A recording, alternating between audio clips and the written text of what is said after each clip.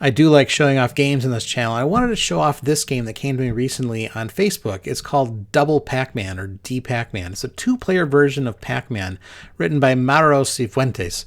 And I wanted to just kind of show some of the neat things that he's done with this game. So let's take a look.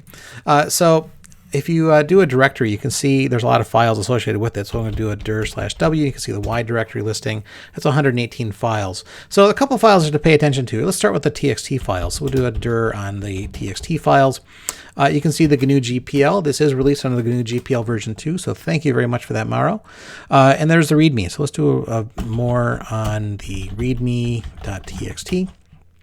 And you can see here he's got some notes about how to adjust the speed of the game. So the first version that he had released, it played really weird for me on QEMU. So after giving that feedback, he made some adjustments so you can actually tweak how the game performs. The second version performs a lot better, and you can see here he's got some various values that he's tested. We're going to look at the INI file in a second. That's what these numbers really refer to. So 1 in 20 is what he's done if he's going to do this on on real hardware. If I hit space, you can see a little further down on emulation.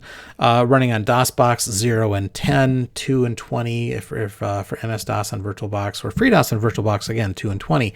And he recommends running it without drivers. Now, if you do a directory on the INI, you can see the file you're referring to. There's a file called pacman.ini. If I just do a type on that, it's just a plain text file. So pacman.ini. So the first 2 lines are really the ones that are important. So these are talking about the delays expressed in milliseconds. The first one is obviously going to be doing, as you can see in the text file, sound effects and delays, and the second one's going to delay the game itself. It works really well for me running FreeDOS on QEMU on Linux with these default values. The README file is suggested maybe 2 and 20 if you're running VirtualBox, but for me on QEMU it works great with 1 and 10. So let's do a quick directory here for the exe files. You can see that the program we want to run is called Pacman, and so let's go ahead and just run Pacman. And there's his website in the bottom left. I'll put a link to that in the description for the video. So you can see you can play just a standard 1-player game. You can play a 2-player cooperative. You can play a 2-player competitive.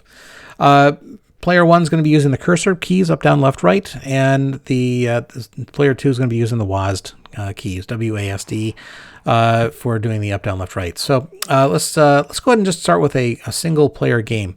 What's great about this is, well, first of all, there's some really neat noise. And oh, darn it!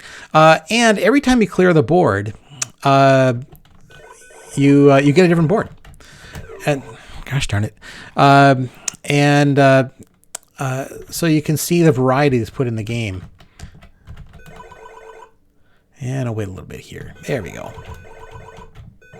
Really good responsiveness.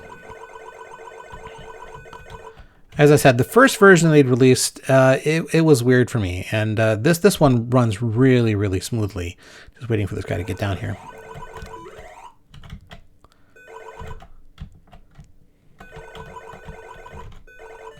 Whoa, darn it! And that was me not paying attention. And you can see that as you start a new level, or rather a new life, Pac-Man is kind of blinking a little bit. That implies he's got some vulnerability. That's really important if you've got some ghosts right around you when you're trying to start the game. So that way you're not dying right away. And you can see here, I'm going to start a new board, and you'll see the board will change. Here we are on the second board, so the board has now changed. So it provides a lot of variation for playing because the board is changing all the time. And I'm waiting for a ghost to come closer to me here.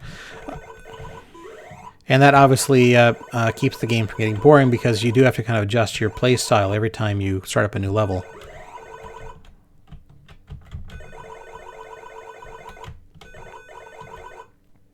And waiting for this ghost to come a little closer. There he goes.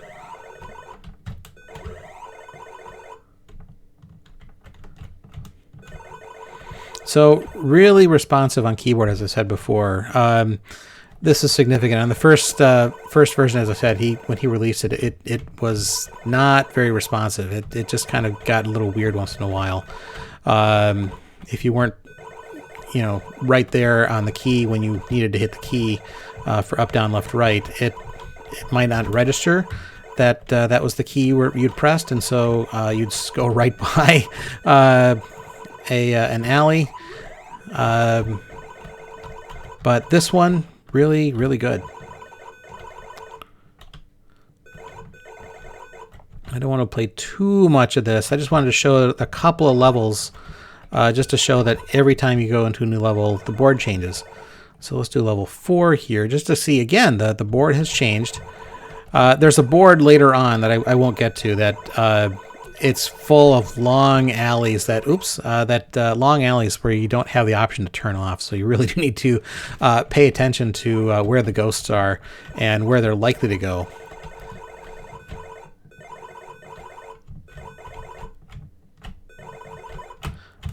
Because you do need to be aware that you can't. I'm gonna stop here. So anyway, on that we need to just be aware where the ghosts are because you don't have an option to turn off. So that was just playing a single player game.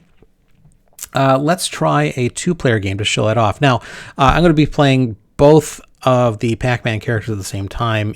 One using the WASD, the other one using up, down, left, right, and very quickly I'm going to get confused. Every time I've done this practice game, it gets really weird really fast for me because I'm playing 2 characters at one time with 2 hands. So forgive me if my gameplay is a little wonky here. So here we go. This is a cooperative game, and I'm going to just kind of let each one run for a little bit. I'm going to kind of trade off. That seems, at least for me, to be the best way to run a 2-player game.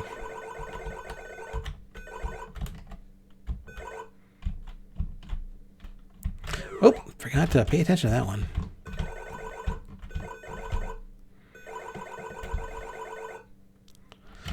Oh. Let's get the yellow Pac-Man down here. Let's get him to clear some board for me. And we'll get him into position.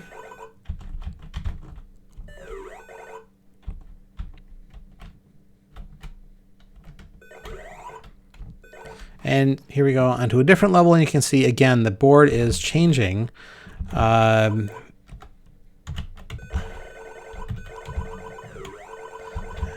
And each player has their own set of lives. So I've got 2 lives on my yellow. I just killed them off, so I will have 1 less on that. And my blue is doing a lot better because I'm paying more attention to him, I think. Again, very responsive for trying to track 2 different players at one time.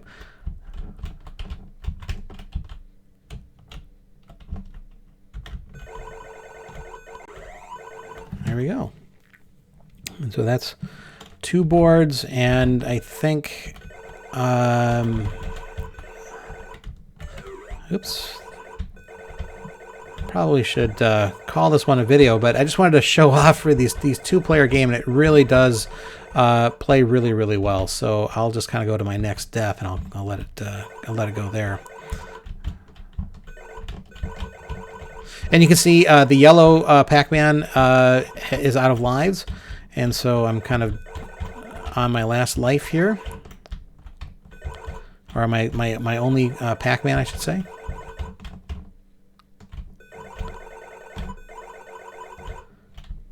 It's effectively become a 1-player game.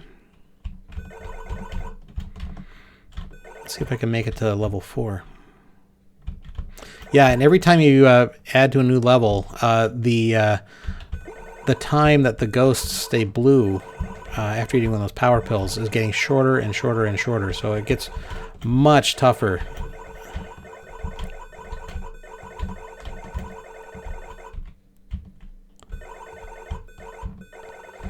And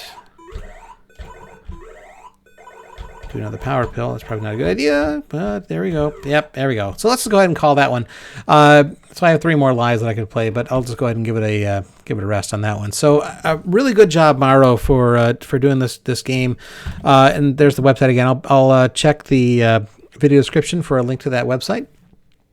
So before I go, I just wanted to thank everyone who's supporting me on Patreon. You really do make this channel happen. Some of you are supporting me at a higher level, and I wanted to thank you here. So thank you very much for that. And visit our website at FreeDOS.org. Join us on Facebook. Follow us on Twitter. And consider supporting me on Patreon. Thank you.